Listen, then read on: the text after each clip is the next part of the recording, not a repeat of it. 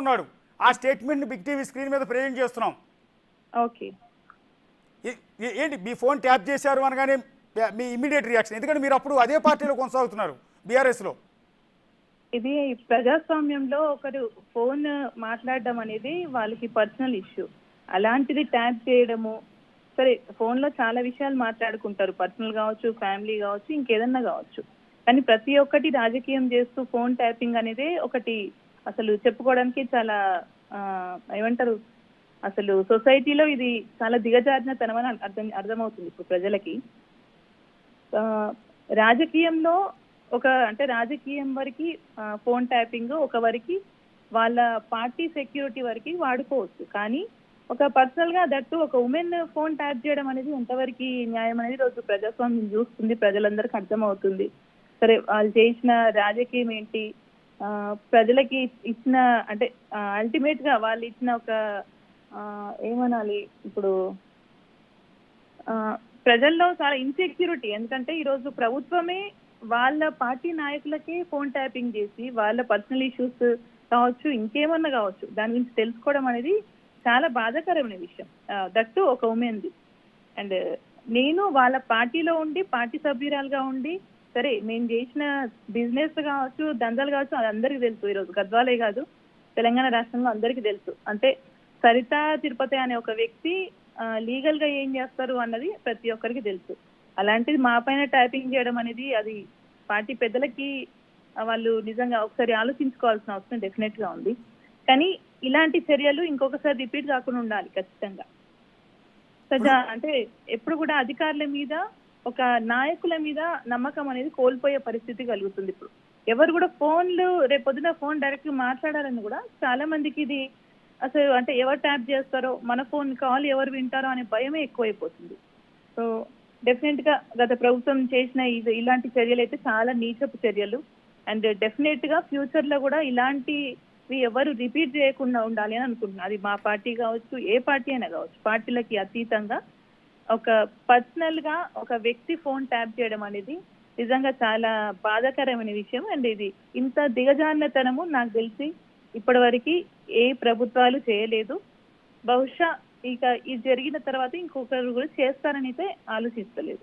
కానీ మేడం మీరు బీఆర్ఎస్ నుంచి ఆ పార్టీ వదిలిపెట్టి కాంగ్రెస్ లోకి వచ్చిన తర్వాత ఫోన్ ట్యాపింగ్ చేశారు అంటే ఓకే, మీరు అపోజిషన్ పార్టీలో చేరారు, రేపొద్దున మీరు పార్టీని దెబ్బతీస్తారనే ఉద్దేశంతో రికార్డ్ విన్నారు అని అనుకుంటే పోనీ అందులో ఆశ్చర్యానికి గురి కావాల్సిన అవసరం లేదు. కానీ మీరు బీఆర్ఎస్లో కొనసాగుతున్నప్పుడు మీరు మహబూబ్ నగర్ జిల్లాలో ఒక పవర్ఫుల్ బీసీ నేతగా ఉన్నారు. సో అలాంటి మిమ్మల్ని అంటే అందులోని పార్టీకి అత్యంత నమ్మకమైన సరితా తిరుపతి అంటే మహబూబ్ నగర్ జిల్లాలో బీఆర్ఎస్లో అత్యంత నమ్మకమైన బీసీ మహిళా నేత, అగ్రెసివ్ లీడర్, మంచి స్పోక్ పర్సన్, అలాంటి మీ ఫోన్ కూడా ట్యాప్ చేయాల్సిన అవసరం ఏంటి అని అదే అంటున్నా నేను. ఎందుకంటే పార్టీ నుంచి బయటికి పోయినప్పుడు కూడా అలాంటి పరిస్థితుల్లో కూడా ఒక పర్సన్ ఫోన్ ట్యాప్ చేయడం అనేది సరైన పద్ధతి కాదు. ఈవెన్ దో పార్టీలో ఉండగానే చేసినట్టే మీరే అంటున్నారు, నేను అగ్రెసివ్ గా వెళ్తానో లేకపోతే స్ట్రాంగ్ లీడర్లో అని నేను అనుకోలేదు. బహుశా పార్టీ నన్ను స్ట్రాంగ్ లీడర్ గానే భావించింది, వాళ్ళు తీసుకుంటున్న డెసిషన్స్ తప్పు అని వాళ్ళకు కూడా అర్థమైంది కాబట్టి నా పైన ఒక నిఘా పెట్టినట్టుంది. కానీ ఎవరు ఏం పెట్టినా ప్రజలు సంక్షేమం కోరుకుంటారు, ప్రజలు న్యాయం వైపు ఉంటారు. సో నేను ఆ రోజు చేసిన మోసాలు కావచ్చు, ఇంకేంటి అయితే ఆ రోజు లేవు, ఈ రోజు ఉండవు. కాబట్టి నా ఫోన్ ఎవరు ట్యాప్ చేసినా ఏం చేసినా ఎవరికి భయపడేదైతే లేదు. కానీ బాధ ఏంటంటే ఒక మహిళ ఫోన్ ట్యాప్ చేయడం అనేది సరైన పద్ధతి కాదు. సో అది పార్టీ వ్యక్తులు కావచ్చు, సరే టీఆర్ఎస్ఆ బీఆర్ఎస్ఆ లేదా ఏ పార్టీ అన్న కావచ్చు, కానీ అది సరైన పద్ధతి కాదు. ఏ మహిళ కూడా ఇది యాక్సెప్ట్ చేయదు. సో ఒక జెడ్పీ చైర్మన్ గా కాదు, ఒక బీసీ నాయకురాలిగా కాదు, ఒక కామన్ మహిళగా కూడా ఇది యాక్సెప్టబుల్ కాదు. సో ఇలాంటిది మాత్రం ఖచ్చితంగా ఖండించాల్సిన అవసరం ఉంది. దీనిపైన తగిన చర్యలు తీసుకోకపోతే రేపు రాబోయే కాలంలో పబ్లిక్ లో అందరి లైఫ్, పర్సనల్ లైఫ్ కూడా ఓపెన్ అయిపోయే పరిస్థితి ఉంది. సో డెఫినెట్ గా దీనిపైన ప్రభుత్వం తగిన చర్యలు తీసుకుంటది. ఆల్రెడీ మా ముఖ్యమంత్రి గారు రేవంత్ రెడ్డి గారు దీనిపైన ప్రత్యేకంగా దృష్టి పెట్టిండ్రు. సో ఇంకొకసారి రిపీట్ కాకుండా ఉండే అవకాశాలు అయితే డెఫినెట్ గా ఈ ప్రభుత్వంలో జరుగుతాయని ఒక నమ్మకం ఉంది. చివరిగా ఒక మాట మేడం, యాక్చువల్లీ మొన్న జరిగిన ఎన్నికల్లో గద్వాల నుంచి సరితా తిరుపతయ్య ఓడిపోతారు అని ఎవరు అనుకోలే. ఈవెన్ బీఆర్ఎస్ వాళ్ళు కావచ్చు, బీజేపీ వాళ్ళు కావచ్చు, కాంగ్రెస్ వాళ్ళు కావచ్చు, ఖచ్చితంగా భారీ మెజార్టీతో మీరు గెలుస్తారనే అందరూ అనుకున్నారు. కానీ అనూహ్యంగా ఊహించిన విధంగా ఈవెన్ బీఆర్ఎస్ వాళ్ళు కూడా అనుకోలేం మేము మళ్ళీ గెలుస్తామని. అలాంటి స్థానంలో మీరు ఓటమి పాలవటం వెనక ఈ ఫోన్ ట్యాపింగ్ అవసరం ఉందని అనుకుంటూ ఉన్నారా? ఫోన్ ట్యాపింగ్ వ్యవస్థ అనడం కన్నా అంటే ఫోన్ ట్యాపింగ్ మేబీ ఫోన్లో పెద్దగా మనం డీల్ చేసి ఏదో మనం కుమ్మక్కై చేసుకున్న వ్యవహారాలు అయితే మా సైడ్ నుంచి ఏం లేవు. నేను ఆ రోజైనా పబ్లిక్లో నుంచి పబ్లిక్ కోసమే ఉన్న లీడర్గానే ఉన్నాను.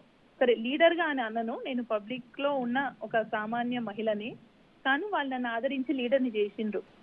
అయితే ఫోన్ ట్యాపింగ్ వల్ల నేను నష్టం జరిగిందా లేదా అనేది అది ఇంకా నేను ఏం మాట్లాడినా ఎవరితో మాట్లాడినా అనేది బయటకు వస్తే గానీ నాకు కూడా ఐడియా లేదు. సరే అంటే మేడం ఇక్కడ ఎందుకు అంటున్నానంటే ఇప్పుడు కొద్దిసేపటికి ఈటెల రాజేంద్ర గారు మాట్లాడారు. ఆయన ఏమంటున్నారంటే నా ఫోన్ ట్యాపింగ్ చేయడం వల్ల నన్ను ఫైనాన్షియల్గా దెబ్బ కొట్టారు. అంటే నా బిజినెస్లు ఎక్కడెక్కడ ఉన్నాయి, నేను ఎవరెవరితో మాట్లాడుతున్నాను, నా ఫైనాన్షియల్ స్ట్రెంత్ ఏంటి అనేది ఇవన్నీ ఫోన్లో వినటం ద్వారా ఫస్ట్ ఆఫ్ ఆల్ నన్ను ఫైనాన్షియల్గా దెబ్బతీశారు. రెండోది రాజకీయంగా నేను ఇవాళ నా పార్టీ స్ట్రెంత్ కోసం నేను హుజూరాబాద్ నుంచో ఇంకో చోట నుంచో గెలవటం కోసం నా పార్టీ ముఖ్యమైన నేతలతో పార్టీ హైకమాండ్తో రకరకాల వ్యూహాలు మాట్లాడుకుంటూ ఉంటా ప్రతిరోజు. అలాగే మీరు కూడా గద్వాల్లో మీ పార్టీ నేతలతో, రేవంత్ రెడ్డి గారితో కావచ్చు, లోకల్ స్థానిక నేతలతో కావచ్చు, కార్యకర్తలతో కావచ్చు, మీ గెలుపు కోసం రకరకాల వ్యూహాలు సహజంగా రాజకీయ నాయకులకు అవసరం. ఆ వ్యూహాలన్నీ కూడా వాళ్ళు విని ముందస్తుగా వాళ్ళు తెలుసుకుని మిమ్మల్ని దెబ్బ కొట్టుండొచ్చుగా. డెఫినెట్ గా మీరు అన్నది వాస్తవమే. అయితే అందరూ గెలుపు కోసం వ్యూహాలు పన్నుతారు. కాకపోతే నేను గెలుపు కోసం ప్రయత్నాలు మాత్రమే చేసిన, అవతల వాళ్ళు నన్ను ఓడగొట్టడానికి వ్యూహాలు పన్నింటారు. అందులో ఈ ఫోన్ ట్యాపింగ్ కూడా ఒక అస్తం కావచ్చు. డెఫినెట్ గా మీరు అన్నది వాస్తవం అయిండొచ్చు. మేము మా నాయకులతో మాట్లాడుకుంటున్నాం, అంటే కొత్త పార్టీలో మాకు సపోర్ట్ గా ఉండడానికి వచ్చిన వాళ్ళతో కావచ్చు, వెంటనే ఇమీడియట్ గా తెలుసుకొని వాళ్ళు రెస్పాండ్ అయ్యి మళ్ళీ వాళ్ళని అటువైపు మళ్ళించుకోవడం ఇలాంటివి అయితే కొన్ని జరిగినాయి వాస్తవమే. బట్ ఏం చేసినా అటు రాజకీయంగా కావచ్చు ఏ విధంగా అయినా కూడా ఈ ఫోన్ ట్యాపింగ్ అనేది మాత్రం సరైన చర్య కాదు. అల్టిమేట్ గా it's wrong decision from even though TRS government నుంచి తీసుకున్నా ఎవరు తీసుకున్నా దీని మీద చర్యలు మాత్రం తీసుకోవాలన్నదే నా అల్టిమేట్ గా final decision. Thank you madam. Thank you Saritha గారు. ఇందాకే చెప్పాము మహబూబ్ నగర్ జిల్లాలో అత్యంత పవర్ఫుల్ బీసీ మహిళా నేత మనం చెప్పుకున్నాం ఆల్రెడీ. డీకే అరుణ గారి తర్వాత